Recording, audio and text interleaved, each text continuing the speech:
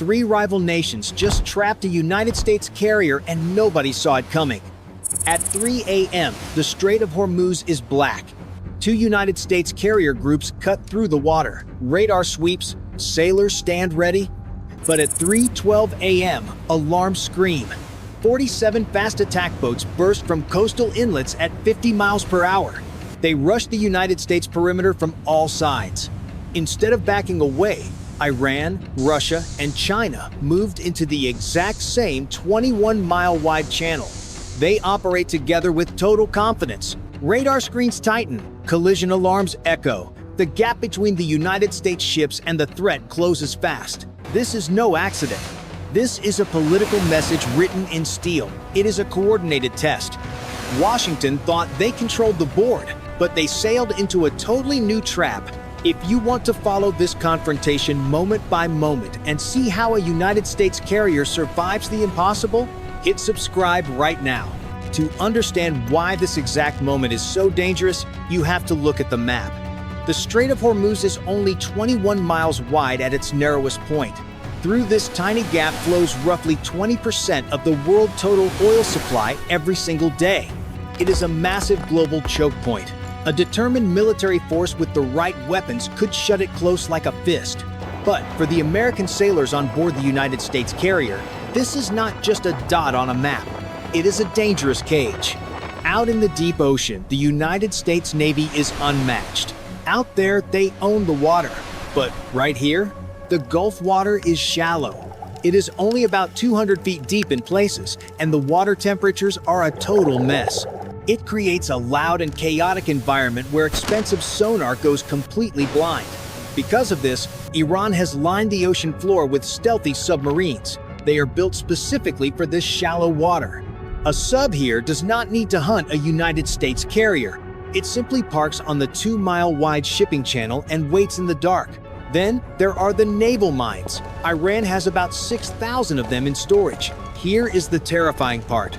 Iran does not need to blow up a single ship to win. The absolute second that intelligence shows Iran is loading mines onto boats, maritime insurance companies will panic and cancel their coverage. If cargo ships cannot get insurance, they do not sail. If they do not sail, the oil stops flowing immediately. Gas prices in the United States would skyrocket overnight. Iran can crash the global economy without firing a single bullet. And without a bullet fired, Washington has no legal excuse to shoot back. For the crew on the deck, the tension is suffocating. They are sailing through an invisible minefield, just waiting for a punch they are not allowed to throw first. Inside the Combat Information Center of the United States cruiser, the room is bathed in cold blue light. It is 3:12 a.m. The screens are mostly quiet. Then the sensors pick up movement.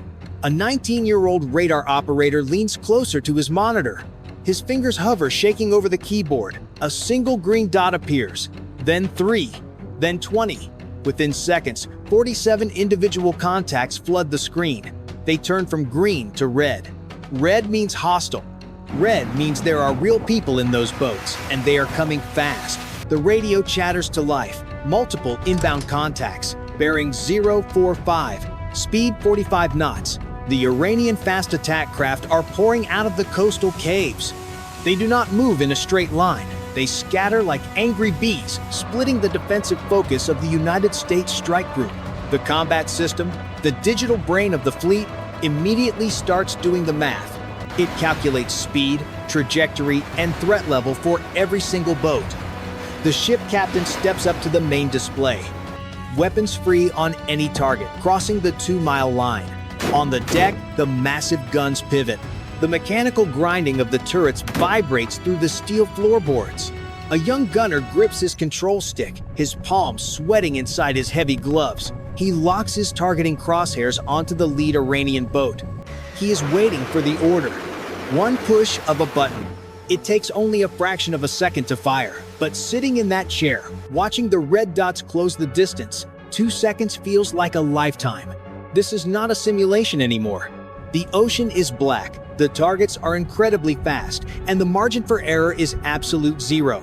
If one of those small boats is packed with explosives and slips through the defensive net, it can blow a massive hole in a billion-dollar ship. The United States defensive perimeter is fully awake. Missiles are armed. Radars are locked. The fleet is ready to wipe the fast boats off the map. But the crew does not know the terrible truth yet. The fast boats are just the distraction. The real attack has not even started. Everyone is watching the water, but the true nightmare is about to begin. The silence is heavy. Every sailor feels their heart hammering in their chest. They wait for the first flash of fire to light up the dark night. The tension on the bridge is thick enough to cut. At 3:14 a.m., the screens inside the United States Command Center freeze. In close combat, every piece of data counts. Even a 5-degree turn can mean life or death. The United States carrier group survives because all the ships talk to each other instantly. They share one clear picture of the battlefield. But right now, that picture is breaking apart. The radar screens flicker. The secure data links connecting the United States ships begin to stutter. It is Russian electronic warfare. Perfected during 3 years of combat in Ukraine, the Russian systems know exactly what radio frequencies the Americans use. They do not try to destroy the American computers. Instead, they introduce lag. They create a 2-second delay on the radar screens.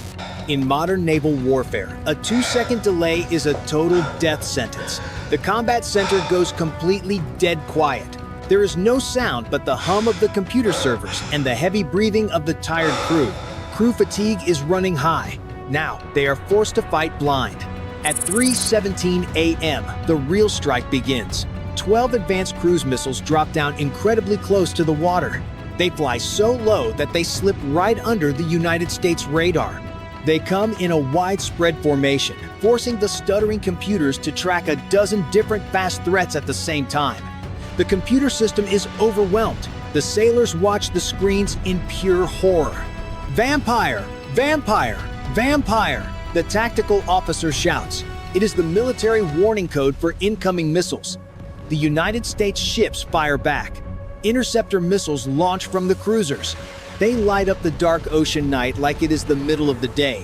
8 Iranian missiles are blasted right out of the sky in a massive ball of bright orange fire. But 4 missiles are not. They break straight through the outer defense ring. The automated defense systems, the very last line of protection that look like giant robotic chain guns, spin up instantly. The heavy guns roar like angry chainsaws. The noise on the deck is totally deafening. Thousands of heavy metal bullets fill the air at close range. 2 more Iranian missiles disintegrate into a flaming shower of metal rain. One gets confused by radar, tricking metal strips and splashes harmlessly into the water. But one single missile gets straight through the net. The entire ship braces for a massive impact. Before the damage control teams can even report what happened on the deck, the alarms change pitch. Something else is coming. For 40 years, Iran has had one major weakness. Their missiles are dangerous, but their targeting is terrible. Hitting a moving United States aircraft carrier from hundreds of miles away is hard if you do not have perfect satellite data. Usually, Iran is just shooting blind, but today, they are not. What the American crew did not know yet was that they were not just fighting Iranian weapons, they were fighting Chinese eyes. What no one saw was a silent data feed bouncing across the water. Sitting quietly 40 miles to the southeast is a Chinese spy ship. It has not fired a single weapon. It is not broadcasting any loud threats. It is just watching. But it is building a perfect electronic picture of the United States fleet.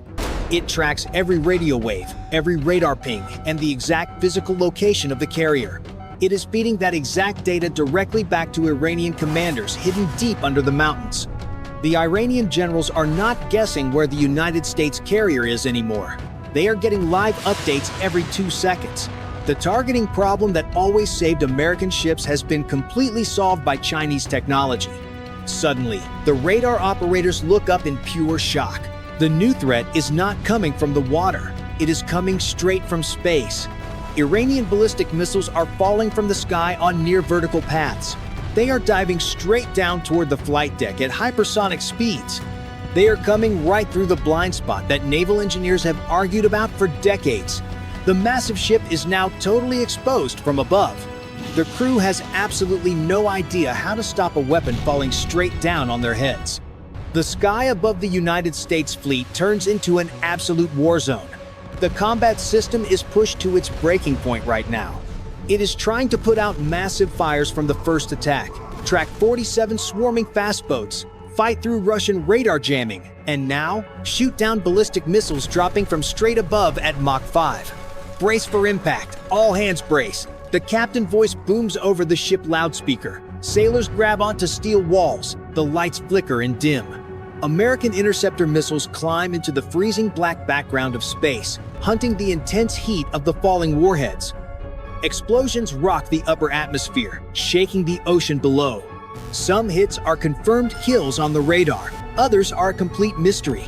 Because the Russian jamming is still messing with the data links, the battle management system cannot confirm if the sky is actually clear. The United States crew is calling the shots on incomplete information, fighting totally in the dark, under extreme fire, in the narrowest hallway of the ocean. A massive flash of pure white light reflects off the carrier flight deck. For 3 long seconds, everyone on the bridge is dead silent, just holding their breath and waiting for the deadly shockwave to hit the metal hull. But then, there is the biggest problem of all. Just 40 miles away, alongside that Chinese spy ship, sits a massive Chinese destroyer. It is 13,000 tons of heavy metal, and it has 112 vertical launch cells packed with hypersonic anti-ship missiles. The Chinese ship has not fired a single shot yet, but it is sitting right there, watching everything unfold. Every single time the American commander thinks about expanding the fight, every time he thinks about launching bombers to strike the Iranian mountain bases, he has to look at that Chinese destroyer on his screen. The United States Navy currently has no tested defense against a Mach 5 hypersonic missile coming from that close. It is just too incredibly fast. If the United States escalates and hits Iran, China might shoot back instantly. The weapons that China never even fired are shaping the battle just as much as the Iranian missiles exploding overhead. The American commander has his hands tied by a ship that has not even joined the fight yet. The tension is breaking the crew apart, waiting for a single mistake to start a massive global war right here in the dark water. When the sun finally rises over the Strait of Hormuz, the thick black smoke begins to clear. The United States carrier strike group is badly battered and scorched, but it is still floating on the water. The massive ship made it through the long night, but 9 American sailors are severely injured and the flight deck is heavily damaged. The crew is exhausted. In intelligence centers from Tel Aviv to the White House, everyone is staring at the exact same terrifying reality. The strength of this dangerous new alliance was never about how many ships Russia or China sent to the fight. If you just count the boats, 1 Russian corvette and 1 Chinese destroyer should not scare a United States carrier group at all. What changed the game forever last night was the invisible transfer of military power. It was Russian electronic warfare completely blinding American radar screens. It was Chinese sensor technology easily solving the targeting problem that Iran always had. It was the diplomatic shield of having 2 nuclear-armed United Nations Security Council members sitting in the water, making it politically impossible for America to shoot back without starting World War III. 7 years of joint military exercises had turned 3 totally separate militaries into one perfect fighting system. Where one nation was weak, the other covered for it perfectly. Iran became a massive threat because for the first time in history, they could actually see the target clearly. This morning proves a terrifying new trend in modern naval warfare. Cheap drones, borrowed intelligence, and shared data can completely paralyze a $13 billion American supercarrier. The financial cost to defend against this is totally unsustainable. Every time an American ship fires a defensive interceptor missile, it costs the taxpayers millions of dollars. The Iranian drones cost less than a used pickup truck. The financial math just does not work for the United States military anymore. The Strait of Hormuz is still exactly 21 miles wide. But the heavy question hanging over the water today is not whether America has enough powerful carriers. The question is whether American military power even means what it used to mean in this brand new world. The sailors survived the night and the ship is safe for now. But this was just the test. The next massive strike may not give them 10 seconds to react.